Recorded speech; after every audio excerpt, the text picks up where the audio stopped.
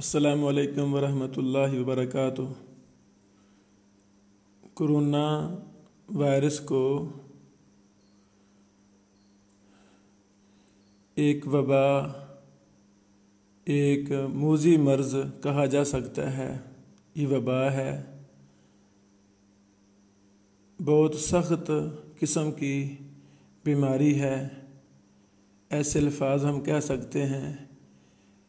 کافی ساتھیوں نے سوال کیا کہ کیا کرونا متعدی بیماری ہے؟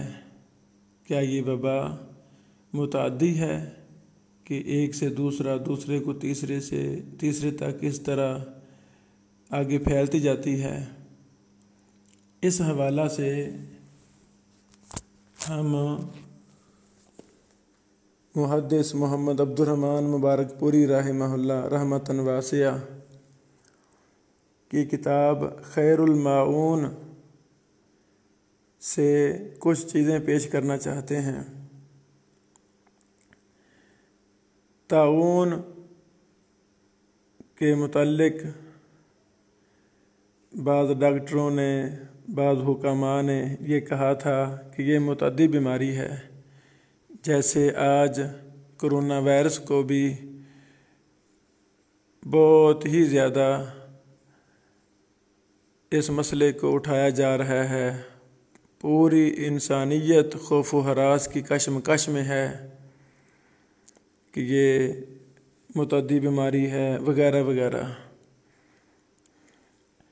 تو میرے ہاتھ میں مقالات محدث مبارک پوری رحمۃ اللہ علیہ نامی کتاب ہے، ادارۃ العلوم الازہریہ فیصل آباد سے چھپی ہے۔ اس کا صفحہ نمبر 386، 87، 88 وغیرہ، آگے 4-5 صفحات پر یہ بحث ہے کہ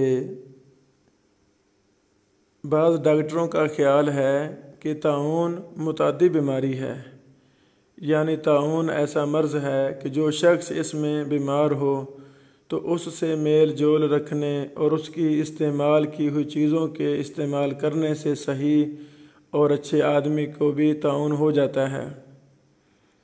بعض ڈاکٹروں کا یہ خیال بہت سے ناواقف مسلمانوں کے دلوں میں نہایت رسوخ کے ساتھ جم گیا ہے، اسی وجہ سے یہ لوگ طاعونی مقام سے نکل بھاگنے کو نہایت ضروری بتاتے ہیں، خود بھاگتے اور لوگوں کو بھگاتے ہیں۔ طاعونی مریض اور ان کی تیمارداری سے سخت اجتناب کرتے اور طاعونی مردوں کی تجہیز و تکفین سے کوسوں بھاگتے ہیں، لیکن بعض ڈاکٹروں کا یہ خیال شرعاً محض غلط اور بالکل غلط ہے۔ قانون شریعت سے طاعون کا غیر متعدی ہونا ثابت ہے اور صاف صاف بتا دیا گیا ہے کہ طاعون وغیرہ کوئی مرض متعدی نہیں ہے۔ صحیح بخاری میں ہے، عن ابی ہریرہ رضی اللہ تعالی عنہ قال قال رسول اللہ صلی اللہ علیہ وسلم لا عدوى، یعنی ابو ہریرہ رضی اللہ عنہ سے روایت ہے کہ رسول اللہ صلی اللہ علیہ وسلم نے فرمایا کہ کسی مرض میں تعدی نہیں، یعنی کسی بیمار کی بیماری کسی دوسرے کو نہیں لگتی۔ اور اسی کتاب میں ہے، آگے میں اردو پڑھتا ہوں، یعنی ابو ہریرہ رضی اللہ عنہ سے روایت ہے کہ رسول اللہ صلی اللہ علیہ وسلم نے فرمایا کہ کسی کی بیماری کسی دوسرے کو نہیں لگتی، اور حامہ اور سفر نہیں۔ پس ایک راوی نے کہا، یا رسول اللہ صلی اللہ علیہ وسلم، تو کیا وجہ ہے کہ ریگستان میں اونٹ ہرن کی مثل ہوتے ہیں، پھر خارشتی اونٹ ان میں ملتا ہے تو ان کو خارشتی بنا دیتا ہے؟ رسول اللہ صلی اللہ علیہ وسلم نے فرمایا، تو پہلے اونٹ کو کس نے خارشتی بنایا؟ یعنی اللہ تعالیٰ ہی نے دوسرے اونٹوں کو بھی ابتداءً خارشتی بنایا، جیسا کہ اسی نے پہلے اونٹ کو ابتداءً خارشتی بنایا۔ ان دونوں حدیثوں کے عموم سے صاف معلوم ہوا کہ طاعون متعدی نہیں ہے۔ صحیح بخاری اور صحیح مسلم میں اسامہ بن زید رضی اللہ عنہ سے روایت ہے کہ رسول اللہ صلی اللہ علیہ وسلم نے فرمایا اذا وقع بعرض وانتم بها فلا تخرجوا فرارا من، یعنی جس جگہ طاعون واقع ہو اور تم وہاں ہو تو وہاں سے بھاگنے کے قصد سے مت نکلو۔ یہ حدیث نص صریح ہے اس بات پر کہ طاعون متعدی نہیں ہے، کیونکہ اگر طاعون متعدی ہوتا تو رسول اللہ صلی اللہ علیہ وسلم طاعونی مقام سے بھاگنے کی ممانعت نہ فرماتے، بلکہ وہاں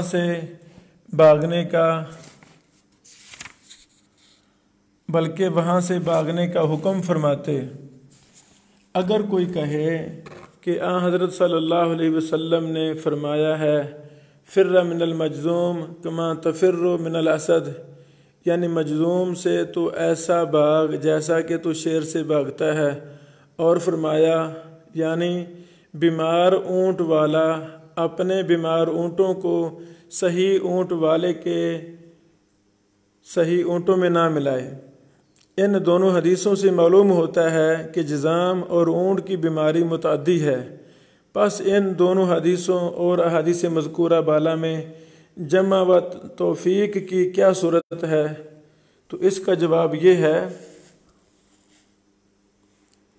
کہ ان احادیث میں باہم جمع و توفیق کی بہت سی صورتیں ائمہ دین نے بیان کی ہیں۔ ہم یہاں صرف ایک وجہ لکھتے ہیں جس کو حافظ ابن حجر نے اولا کہا ہے اور جس کو امام طحاوی رحمۃ اللہ علیہ نے اختیار کیا ہے۔ حافظ ابن حجر شرح نخبہ صفحہ 56 میں لکھتے ہیں، یہ لمبی عربی عبارت ہے، حاصل اس کا یہ ہے کہ حدیث لا ادوا اور حدیث فر من المجذوم میں جمع و توفیق کی بہتر صورت یہ ہے کہ ادوا کی نفی جو حضرت صلی اللہ علیہ وسلم نے فرمائی ہے وہ اپنے عموم پر باقی ہے، اور کیوں کر اپنے عموم پر باقی نہیں رہے گی، حالانکہ حضرت صلی اللہ علیہ وسلم کا یہ فرمانا ثابت ہے کہ کسی کی کوئی بیماری کسی کو لگتی نہیں، اور حضرت صلی اللہ علیہ وسلم کا یہ فرمانا بھی ثابت ہے کہ کس نے پہلے اونٹ کو خارشتی بنایا؟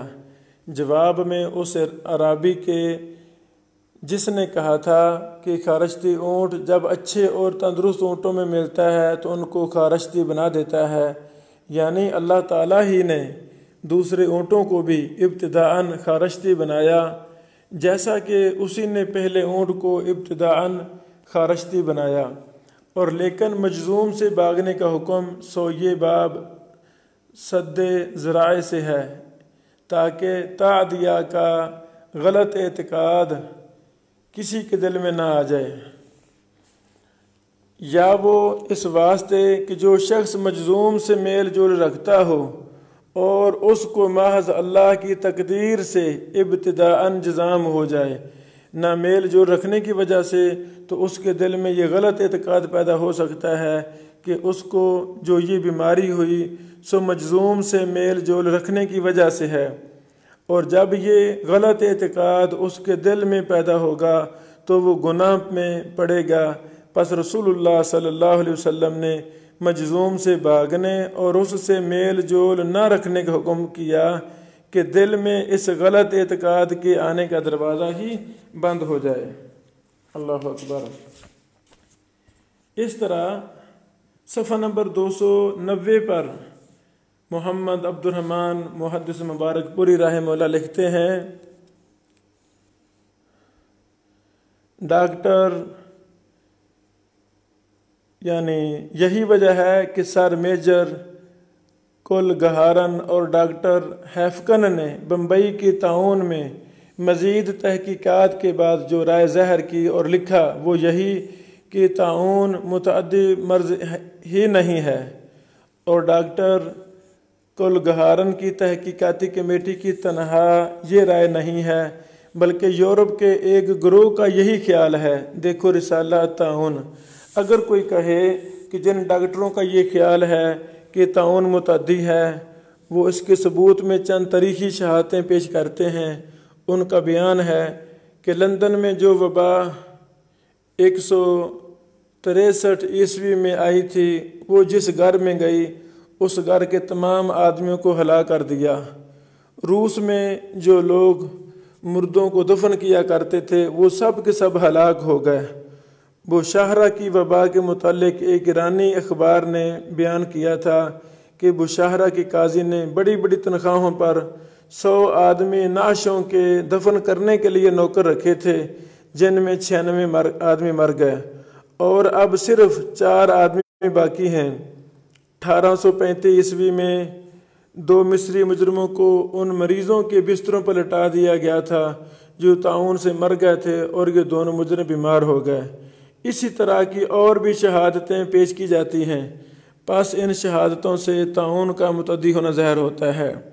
تو جواب اس کا اولاً یہ ہے کہ جن ڈاکٹروں کا یہ خیال ہے کہ طاعون متعدی نہیں، وہ بھی اپنے اس خیال کے ثبوت میں بہت سی تاریخی شہادتیں پیش کرتے ہیں، اور ان کا بیان ہے کہ 1835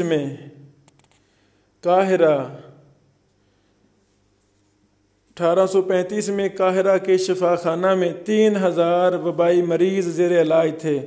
ان بیماروں کے بستر دوسرے بیماروں کے استعمال میں آئے، لیکن وہ اس مرض سے محفوظ رہے۔ 1878 عیسوی میں رشیا کے بعض دیہات تک یہ وبا محدود رہی، باوجود یہ کہ اس 2 مہینہ کے عرصہ میں اس گاؤں میں دوسرے دیہات سے باہمی آمد و رفت رہی، لیکن ان پر وبا کا کوئی اثر ظاہر نہیں ہوا۔ 1834 عیسوی میں 8 مہینے تک اسکندریہ میں طاعون رہا، لیکن تجارت بالکل بے خطر تھی۔ اسی طرح اور بھی شہادتیں پیش کی جاتی ہیں، پس جب مذکورہ بالا شہادتوں کے خلاف میں یہ تاریخی شہادتیں موجود ہیں تو مذکورہ بالا شہادتوں سے طاعون کا متعدی ہونا کیوں کر ثابت ہو سکتا ہے؟ اللہ اکبر۔ ثانیاً یہ کہ طاعونی مقام میں جتنے لوگ طاعون میں مبتلا ہوتے ہیں، ظاہر ہے کہ تعدیہ کے قائلین کے نزدیک بھی ان میں بہت سے ایسے بیمار ہوتے ہیں جن کو طاعون تعدیہ کی وجہ سے نہیں ہوتا، بلکہ ابتدا کسی خاص سبب سے ہوتا ہے۔ پس ان بیماروں کے علاوہ باقی اور جتنے بیمار ہیں ان کی نسبت ان قائلین تعدیہ کو کس چیز نے یقین دلا دیا کہ ان کو ابتدا طاعون نہیں ہوا، بلکہ ان کو طاعونی مریضوں کے پاس رہنے اور ان کے میل جول سے ہوا۔ پس جب تک اس احتمال کی نفی کسی دلیل صحیح سے ثابت نہ کر لی جائے، ہرگز طاعون کا متعدی ہونا ثابت نہیں ہو سکتا۔ اللہ اکبر۔ یہ صفحہ نمبر 391 تک ہم نے کچھ بحث پڑھی ہے مقالات محدث مبارک پوری رحمہ اللہ سے، جو کتاب ادارۃ العلوم الازہریہ فیصل آباد سے چھپی ہے۔